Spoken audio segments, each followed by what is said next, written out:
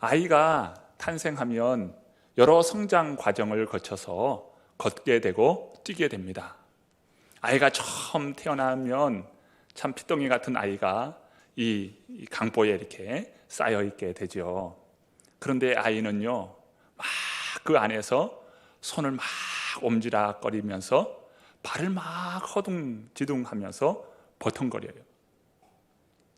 막 아이는 이 감싸놓으면 발을 차고 그러면서 이불 덮어놓으면 이불도 저리 팽개치고 막 허둥거리면서 버둥거리는 것을 봅니다.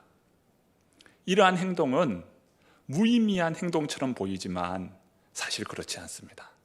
아이가 버둥거리면서 이 팔에 힘을 기르고요, 또 다리에 힘을 기르는 겁니다. 어느 시점이 되면 손에 힘이 생기고 발에 힘이 생겨서 이제 어떻게 합니까? 뒤집기를 하는 거예요. 반듯하게 누워놓으면 얼마 지나지 않아서 또 뒤집고, 또 눕혀놓으면 뒤집고. 이게 왜 그렇습니까? 손과 팔 그리고 발에 힘이 생겼다는 거예요. 그래서 아이가 뒤집기를 하는 겁니다. 뒤집기 하는 아이는요, 고개를 이렇게 치켜들어요. 그게 무슨 이야기일까요? 목에 힘이 생겼다는 거예요. 그래서 목을 막 치켜 세우면서 이제 배밀기를 합니다. 배밀기를 막 하면서 이쪽 저쪽 움직이기 시작해요. 그러면서 이 허리와 등뼈에 힘이 생기는 거예요. 그러면서 어느 순간 누가 시키지도 않은데 무릎을 펴고 손을 펴서 이제 어때요? 기어다니기 시작하는 거예요. 그러면서 이 방 저 방 그냥 보이는 곳에 다 기어다니면서 눈에 보이면 그거 손에다가 입에 넣고요, 집어서 넣고요, 이런 행동을 하게 됩니다. 이런 모든 과정들이 힘이 생기는 거예요.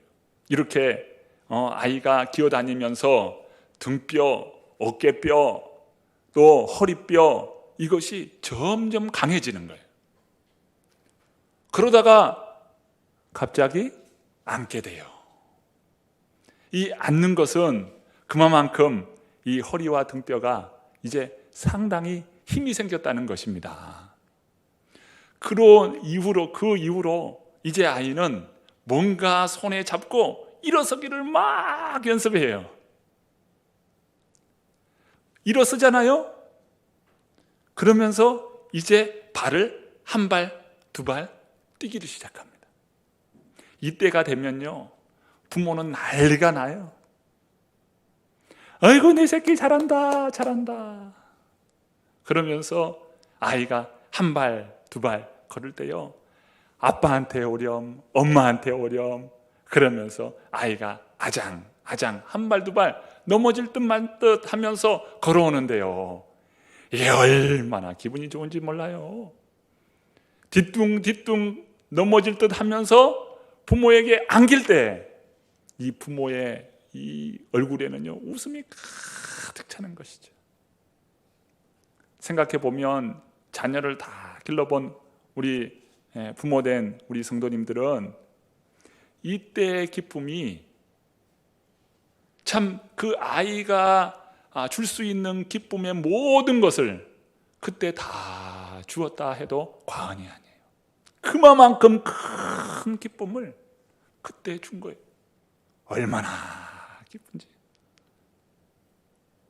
아이가 이런 과정을 통해서 이제 걷게 되고 심지어 뛰게 되는 거예요.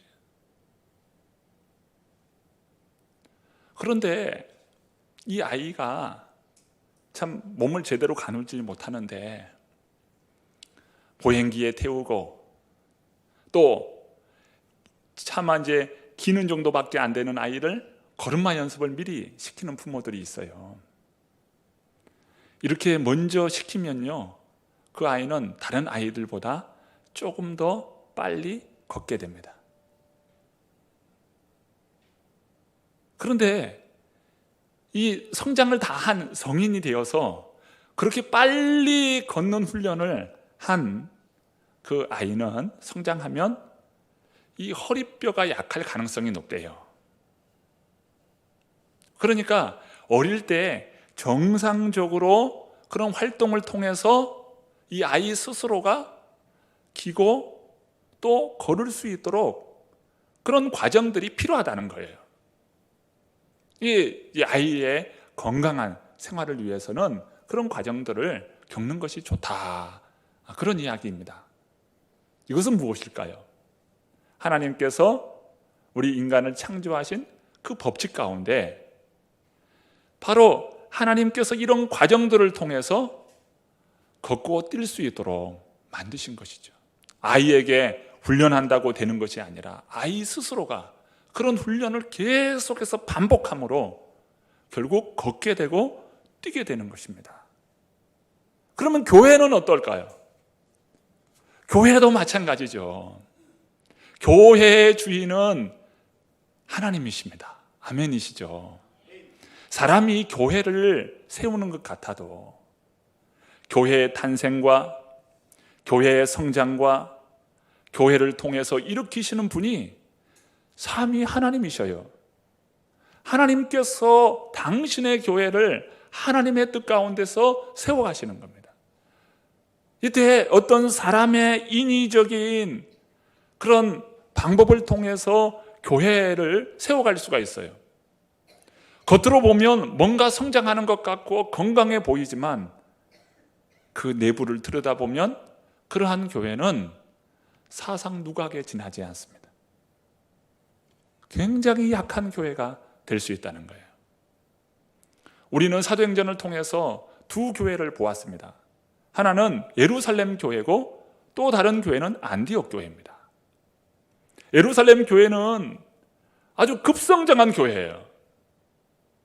유래를 찾아볼 수 없을 정도로 교회의 역사 가운데 굉장히 급속도로 성장한 교회가 예루살렘 교회입니다. 오순절에 성령이 임하고 그 성령의 역사 가운데 아주 급속도로 성장했어요.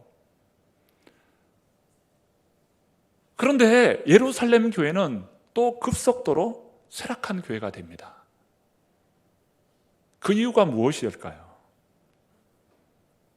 예수님께서 주신 사명에 충실하지 못했다는 거예요. 예수님께서 주신 교회 사명이 무엇입니까?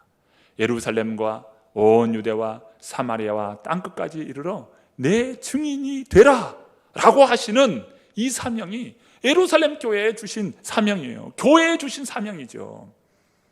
그런데 예루살렘 교회는 그 사명에 충실하지 못합니다. 결국 예루살렘 교회에 큰 핍박이 소용돌이치어요. 그로 인해서 헬라파 유대인들이 흩어지게 됩니다. 흩어지면서 그들이 복음을 전하는데 안디옥에 가서 복음을 전함으로 인하여 생겨난 교회가 안디옥 교회입니다. 안디옥 교회는 참 탄생한 지가 얼마 되지 않는 그러한 교회예요. 그렇지만 그 교회는 사명에 충실한 교회였어요. 주를 섬겨 금식하며 기도하였다라고 말씀합니다. 즉 안디옥 교회는 예배하는 공동체였고 기도하는 공동체였어요. 이것을 게을리하지 않았다는 겁니다. 성령의 지시에 따라서 두 사람을 따로 세웠습니다. 바나바와 바울이지요. 두 사람을 따로 세웠어요. 그리고 성령의 인도와 가운데에 그 두 사람을 선교사로 파송합니다. 자, 본문 4절 말씀 우리 같이 한번 읽어봅니다. 함께 읽습니다. 두 사람이 성령의 보내심을 받아 실루기아에 내려가 거기서 배 타고 구브로에 가서 4절의 말씀을 보면 지금 선교를 이루고 있는데 세계 선교 문이 열리고 있는데 세계 선교 문을 주도하시는 분이 누굽니까? 바로 성령이라는 거예요. 성령께서 세계 선교를 이뤄요. 그러니까 선교는 성령님이 원하시고 하나님이 기뻐하시는 뜻이라는 거예요. 오늘 말씀은 두 사람이 성령의 보내심을 받아 이방인 선교, 세계 선교는 성령님이 주도하신다는 겁니다. 성령님의 은혜는요, 주체할 수도 없고 거부할 수 없는 은혜의 사건이에요. 이게 성령의 감동입니다. 우리 신체는요, 호르몬에 의해서 신체와 이 감정까지도 참 그 호르몬이 주도합니다. 호르몬은 작은 물질이고 사실 잘 보이지 않는 그런 물질입니다. 그런데 그 호르몬이 신체의 여러 기능들을 감당합니다. 운동을 하잖아요. 운동을 함으로 근력을 통해서 어떤 기분이 좋아진다든지 운동을 통해서 그 근력 때문에 몸이 좋아지는 경우가 있지만 사실 운동을 함으로 인해서 호르몬이 여러 어떤 신체에 영향력을 줘요. 영향을 줍니다. 이게 호르몬이에요. 즉 호르몬을 통해서 신체를 통제하고 신체를 이렇게 다스리는 것, 그 물질이 바로 호르몬이라는 겁니다. 성령이 바로 그와 같은 거예요. 성령께서 참 우리 가운데 임함으로 인하여서 성령의 감화 감동 가운데 우리를 통제하시고 우리를 이끄시고 인도하신다는 거예요. 그래서 신앙인들은 성령의 충만함을 구하고 성령의 임재를 간절히 사모하는 것이죠. 우리 교회는 참 하나님이 주도하시고 성령님이 주도하십니다. 선교사를 파송한다 이렇게 말할 때 교회가 선교사를 파송합니다. 어느 교회를 통하여서 파송받은 선교사입니다. 이렇게 보통 이야기합니다. 그런데 엄밀히 말하면 성령께서 파송하시고 성령께서 그 일을 주도하게 하시죠. 교회 직분도 그렇지 않습니까? 목사를 세우고 또 장로님, 권사님, 그리고 안수집사님, 여러 집사님들 이렇게 직분을 세우시는 분이 목사가 세운 것도 아니고 이게 주도하는 것이 바로 성령께서 세우신다는 거예요. 성령께서 그 모든 것을 작정하시고 파송하시고 일하신다는 것이에요. 이 성령의 감화 감동입니다. 바울 일행이 첫 번째 선교지로 바로 구브로 섬에 파송받았어요.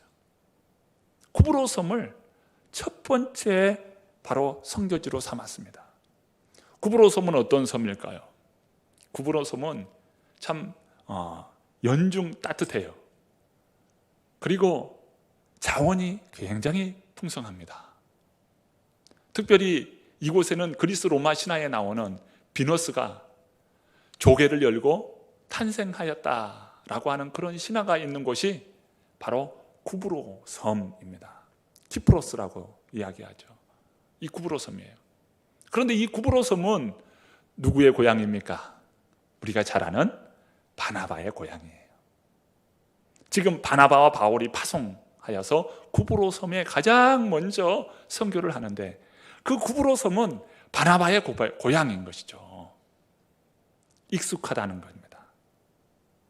그리고 그들이 찾은 곳은 가장 먼저 회당을 찾았어요. 회당. 구브로 섬에 회당을 찾은 거예요. 무엇일까요? 오늘 본문 말씀 5절 말씀 함께 읽어봅니다. 5절입니다. 읽습니다. 살라미에 이르러 하나님의 말씀을 유대인의 여러 회당에서 전할세 요한을 수행원으로 두었더라. 하나님의 말씀을 유대인의 여러 회당에서 전할세. 왜 회당을 먼저 찾았을까요? 바로 접촉점입니다. 접촉점. 왜 접촉점이 중요할까요?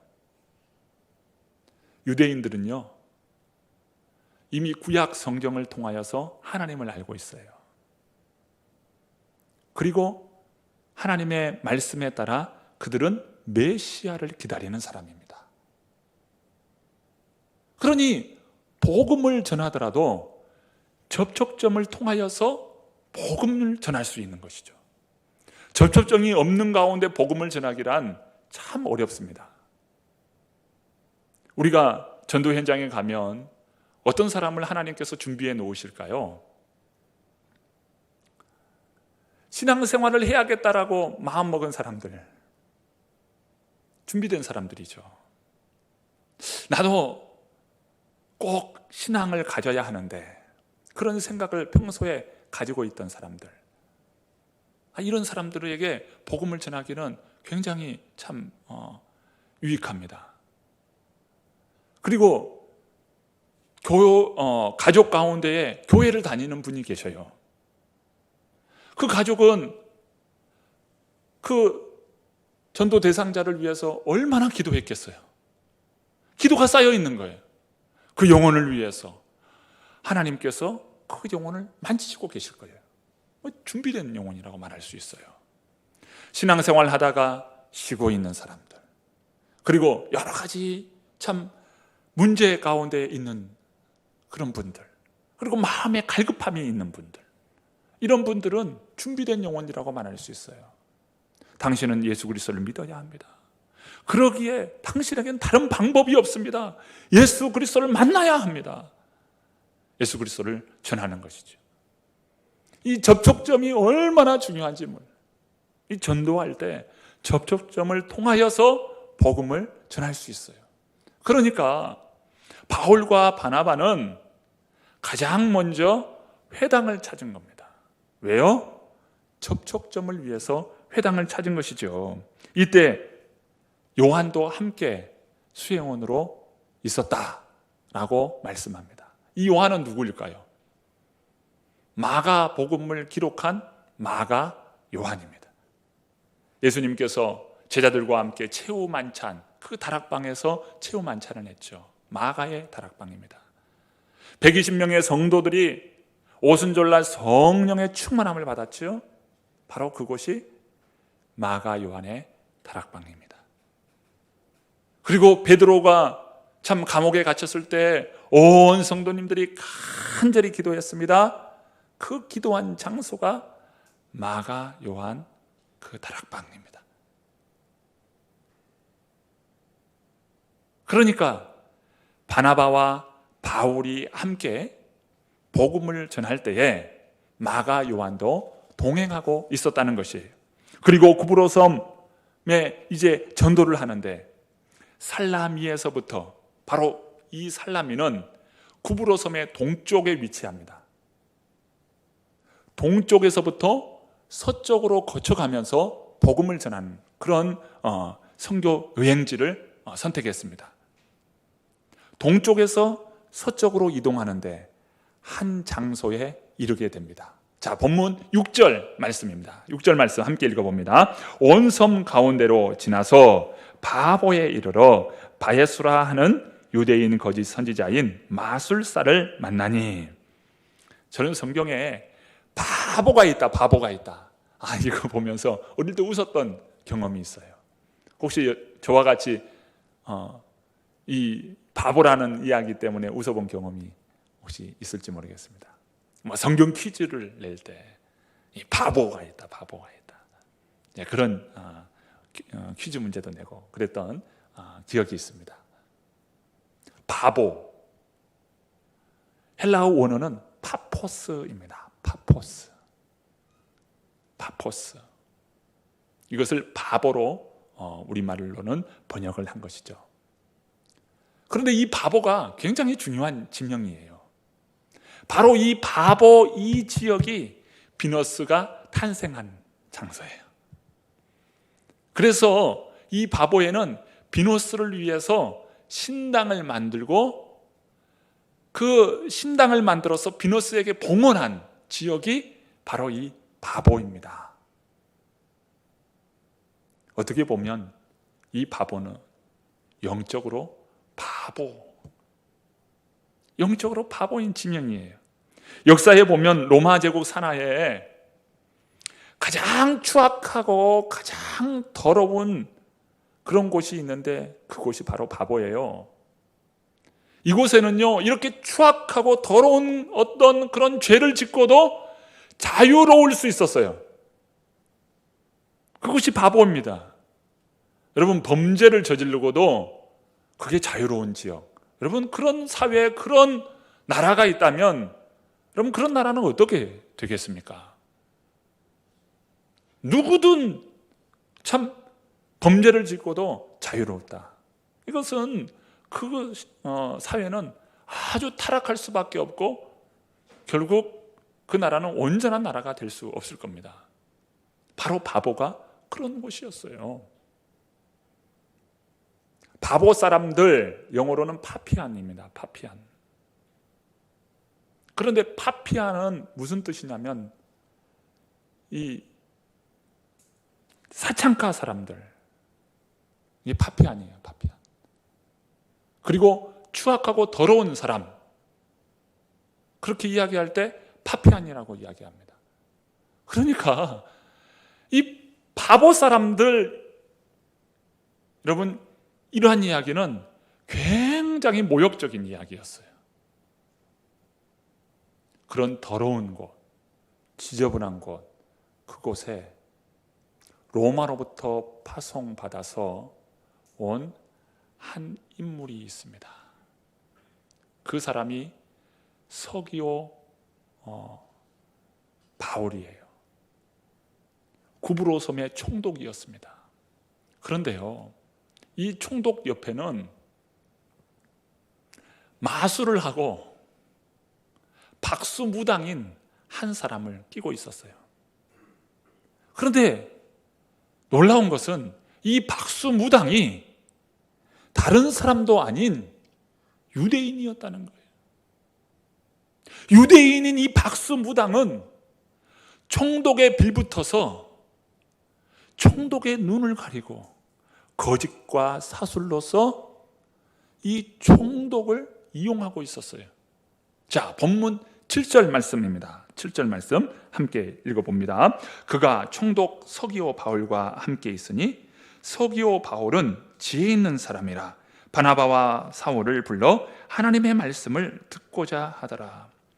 로마 시대에는요, 고급 관리들이 이 박수무당을 데리고 있는 경우들이 종종 있었다는 겁니다.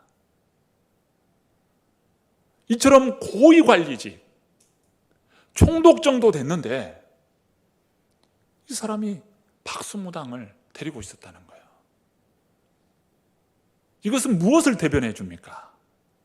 아무리 높은 관직에 있더라도 세상 사람들 보기에는 모든 것을 다 가진 것처럼 보일지라도 그 마음에는 공허한 마음의 자리가 있다는 거예요. 세상에 보면 참 악독한 사람들이 있잖아요. 죄를 지어도 악독한 그런 죄를 짓는 그런 사람들이 있습니다. 그렇게 강해 보이고 세상으로는 강하게 자신의 그런 이야기를 어필하고 말할지라도 자신의 마음의 한켠에는요, 공허한 자기 자신을 발견하게 돼요. 이것은 나쁜 행동이고 나쁜 짓인데 내가 언제까지 이런 일로 참 살아야 하나, 이런 사람으로 살아야 하나, 그런 마음 한켠에는 이 마음이 다 있는 겁니다. 한 번은 예루살렘의 공회원으로서 한밤중에 예수님께 찾아온 한 사람이 있었습니다. 그 사람은 한밤중에 찾아와서 예수님께 한다는 질문이 어떻게 하여야 영생을 얻을 수 있습니까? 공회원이에요.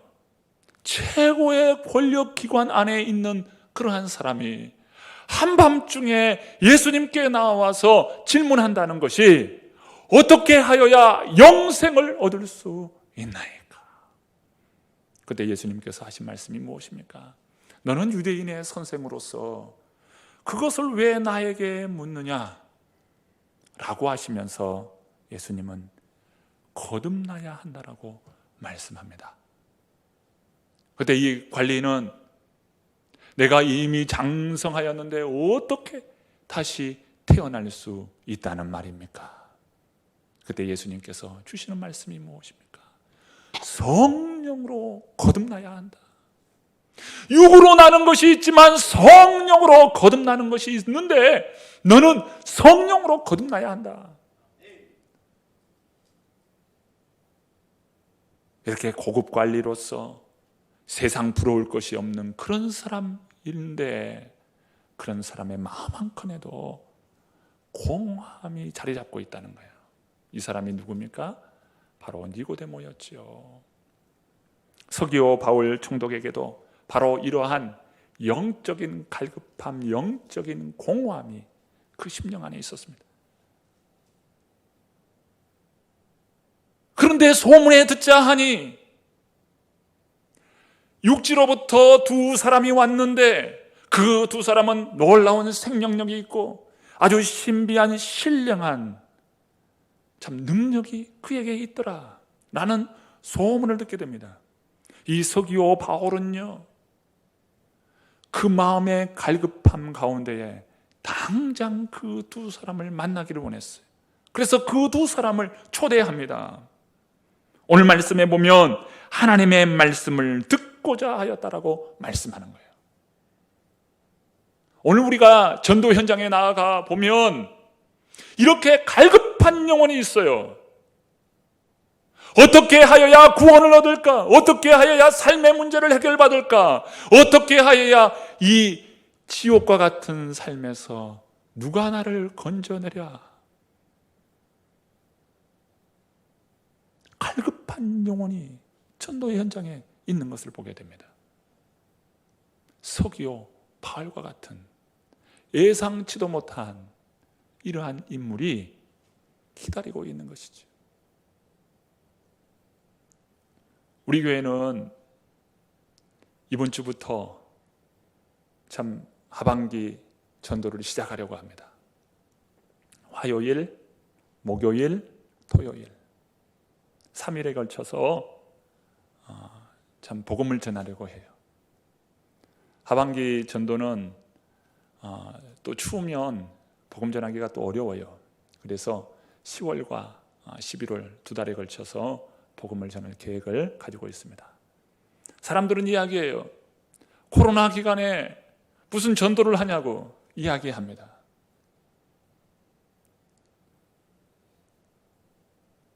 저는 참 우리 성도님들에게 전도를 3일씩 합시다. 3일 합시다. 3일. 우리가 화요일, 목요일, 토요일 해봅시다. 제 마음은 그래도 코로나 기간인데 조금 줄여서 할까요? 제가 그렇게 물었어요. 그랬더니 우리 성도님 가운데서는 아니요, 우리가 준비한 대로, 우리가 기도한 대로 전도하시는 것이 좋겠어요. 제가 얼마나 감사한지 모르겠어요. 화요일, 목요일, 토요일 3일에 걸쳐서 전도하십시다. 우리가 전반기에도 3일 동안 주 3회 전도를 했는데 하반기에도 그렇게 하는 것이 좋겠다. 저는 참 그런 우리 성도님들의 그런 이야기에 참 감동이 됩니다. 우리 성도님들 전도를 위해서 기도해 주시고요. 또 가능하신 분은 참여도 해 주시면 좋을 것 같아요. 하루라도 참여하고 또 격주라도 참여하고 할 수 있는 대로 참여하면서 복음을 전하면 참 좋겠다라는 생각이 되어집니다. 왜 우리가 복음을 전해야 합니까? 이것은 사명인 것이죠. 예루살렘이 멸망할 때 예레미야는 그 예루살렘 시내에 가서 하나님의 말씀을 전하였습니다. 그러면서 예레미야는 듣든지 아니 듣든지 하나님의 말씀을 전한 것이에요. 왜 그럴까요? 그것이 사명이기 때문에 그렇습니다. 예루살렘 교회와 안디옥 교회 차이점이 무엇입니까? 예루살렘 교회는 쇠락한 교회가 되고 안디옥 교회는 신흥 부흥하는 교회가 됩니다. 무게 중심이 이동하게 된 거예요. 무게 중심의 이동의 원인이 무엇입니까? 바로 사명이에요. 저는 우리 교회가 사명에 충실한 교회가 될 수 있기를 바랍니다. 그 사명을 감당할 때 우리는 그저 사명을 감당했을 뿐인데 부으시고 이루시고 역사하시는 분은 하나님이셔요. 그저 우리는 그 주님의 명령과 그 주님의 뜻에 감사함으로 순종하고, 감사함으로 순종한 가운데 우리 안에는 성령께서 주시는 말할 수 없는 은혜와 기쁨을 경험하고 우리의 삶을 회복시킬 뿐만 아니라 교회를 세우시고 우리 하나님의 역사를 이루어가게 하신다, 이 말이죠. 우리는 그저 사명을 감당할 뿐이. 저는 그런 마음으로 전도 현장에서 우리 많은 기다리는 영혼들을 만나고자 합니다. 우리 성도님들 또한 참 여러분의 삶의 자리에서 복음을 전할 수 있기를 바랍니다. 주님 말씀합니다. 예루살렘과 온 유대와 사마리아와 땅끝까지 이르러 복음을 전하라고 말씀하고 있어요. 땅끝으로 나가라고 말씀하지 않고 예루살렘과 온 유대와, 주님께서 이렇게 말씀하셔요. 무슨 말입니까?